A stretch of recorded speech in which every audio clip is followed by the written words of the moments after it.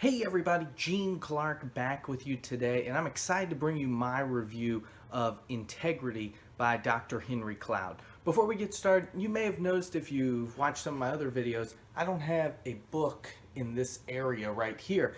And that is because I listened to the book Integrity through Audible. No, this video is not sponsored. Audible is just a product I believe in. So in addition to putting a link to where you can buy the book on Amazon in the description, I am also going to put a link to Audible. Feel free to sign up. It's a product I believe in. It's a product that I think everybody can use to consume more books and take in more knowledge. So feel free to check that out. Now, when you read a book like Integrity, it makes you want to do one of two things. Either slowly make changes in your life in certain areas, or just make all the changes all at once. And that is definitely how I initially felt. After reading it, I said, oh wow, there are all these areas in my life I can improve in. I have to do it all at once. That's not realistic, and that wasn't possible, but I started focusing on making little improvements over a bunch of different areas, not necessarily focusing on one area and just improving that to the best of my abilities. I think the reason I wanted to go through so many areas and make incremental steps really came through in speaking to my friend that referred the book to me. He stated, and it's absolutely true, each time you read the book, you're going to take something else away. Not because you didn't pick up on it the first time, but because each time you read the book, you're at a different stage in your life, you're at a different area in your integrity journey, and maybe initially your biggest concerns in life and your biggest problem areas are in your professional life. And when you read that book, you're going to apply that information to those professional problem areas and those situations that are happening there.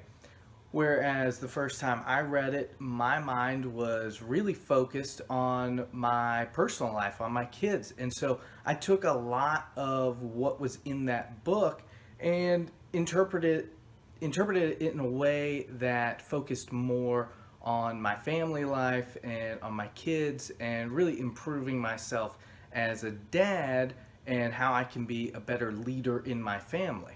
One of my favorite lines in the book talks about how you only grow during tough times.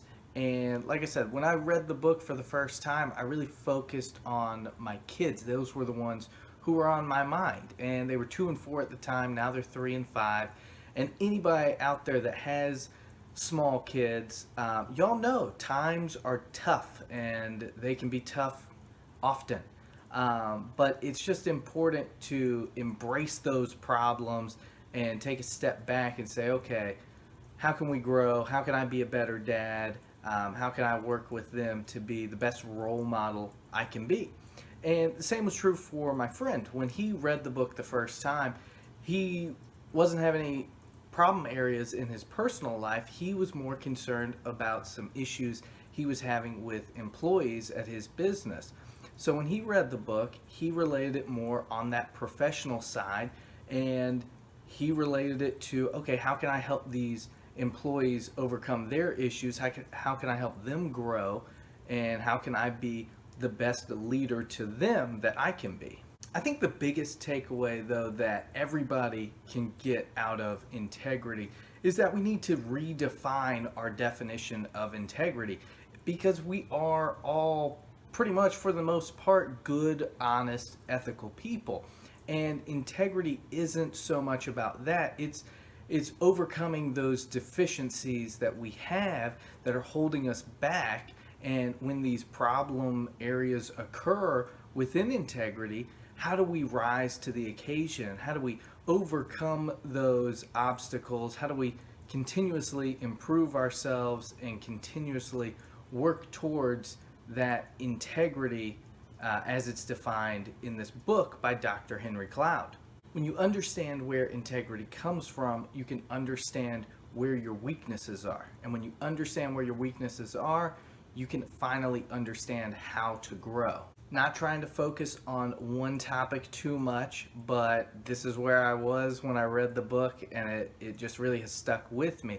You know, Henry speaks about parenting throughout the book, as he does with business as well, but it's the parenting information that really stuck with me. And one of the things he mentioned was just like we have employee surveys and we get employee feedback, what would happen if you got a parent survey and you got feedback from your kids on your parenting style and how they rated you as a parent across various areas?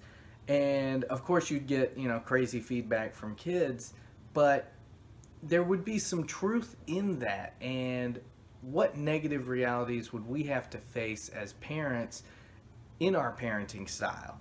And how would we use our integrity and the qualities of integrity to rise to the challenge and to get through those trying times and to grow our character? Like I said, the book, it offers a nice balance of both personal and professional stories, personal professional tips, and how the 6 qualities of integrity can be applied to both your personal life and professional life.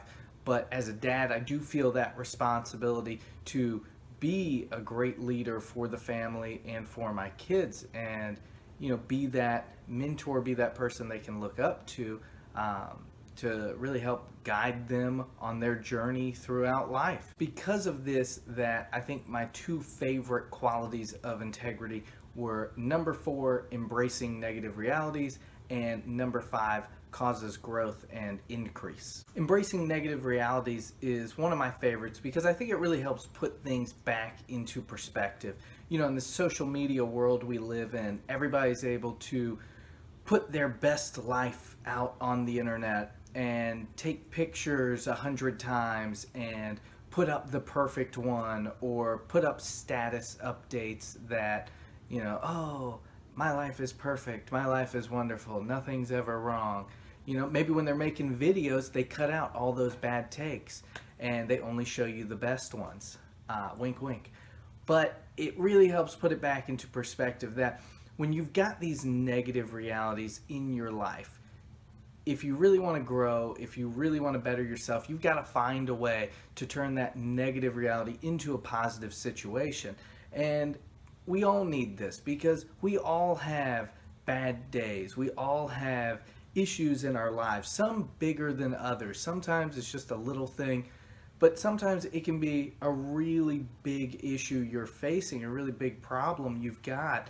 And you've got to remember that the sun's going to come up tomorrow, good times are ahead, and if you focus too much on that negative situation and you lose yourself in it, it can really put you on a downward spiral and lead you to a place that you don't want to be in. But if you take a step back, take a deep breath and say, okay, how can I turn this situation into a positive? Where's the silver lining? How can I get through this, grow, and be better for going through it? Well, that's fantastic. And that's what we all need to get better about doing. My favorite quality, though, absolutely has to be number 5, causes growth and increase. In the book, Henry talks about a poster he saw that said, no problems, no profits. But I'd take it a step further and say, no problems, no growth. Growth and increase is, according to the book, really more about self-development. And I don't know about y'all, but that's why I'm here. That's why I put out these summaries and reviews of books. Les Brown is one of my favorite motivational speakers, and he has a saying that he thinks there's greatness within everybody, and there's something special within everybody, and we all can hear this calling, we can all feel it deep inside. But while some people choose to embrace it and constantly grow and constantly go out and seek more self-development and more growth and more increase in their life, other people will go in the opposite direction, and they'll choose to numb that nagging in their life because they don't know what it is and they don't know why it's there, and maybe they'll turn to drugs, maybe they'll turn to alcohol, and they'll go down a path of self-destruction instead of self-development. But if we can harness that energy and that calling, and we can find our passion not only can we live our best life and constantly grow and develop and increase the people we are, but we can bring others along with us. We can help them achieve greatness in their lives. Becoming more, leveling up, increasing, developing, whatever you want to call it, that those are things that excite me.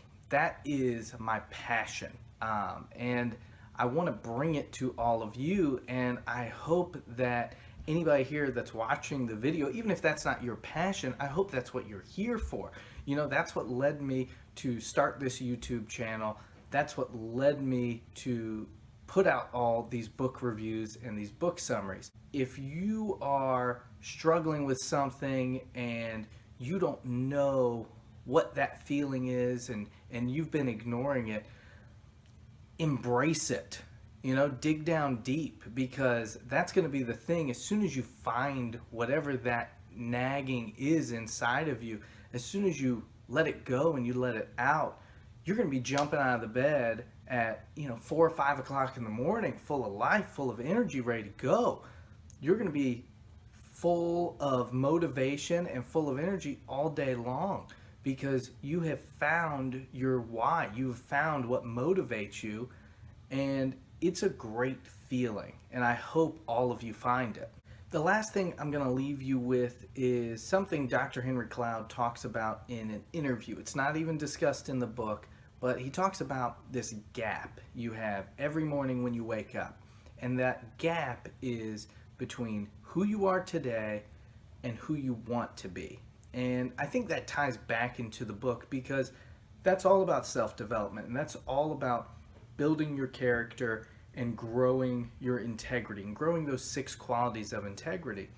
And it reminds me a lot of, some of you have probably seen it, the 2016 Oscar acceptance speech by Matthew McConaughey. In that speech, he talks about how he looks up to God, he looks forward to seeing his family, and the person he's chasing is always himself 10 years in the future. But it doesn't matter, because 10 years from now, even if he is that person who he was chasing 10 years previously, it doesn't matter, because that guy's still 10 years further down the road. So he's constantly chasing himself, and that's the gap right there. There's who you are today and who you want to be. And even if you can catch who you want to be, growth and increase, it's all about self-development. You can always get better. You can always improve. No matter what it is, no matter what you're trying to do, you can always better yourself and level up. That wraps it up for me today. If you enjoyed this video, please hit that like button and subscribe to my YouTube channel, and feel free to follow me on social media. In the meantime, my question for everybody today is, what gets you excited? I gave you mine. It's that growth mindset. It's really what gets me pumped up, gets me motivated, and it's what I try to motivate my team with every day. But I want to hear from you. What gets you pumped up? Let me know in the comments section down below. I can't wait to hear what all of you have to say, and I will see y'all next time.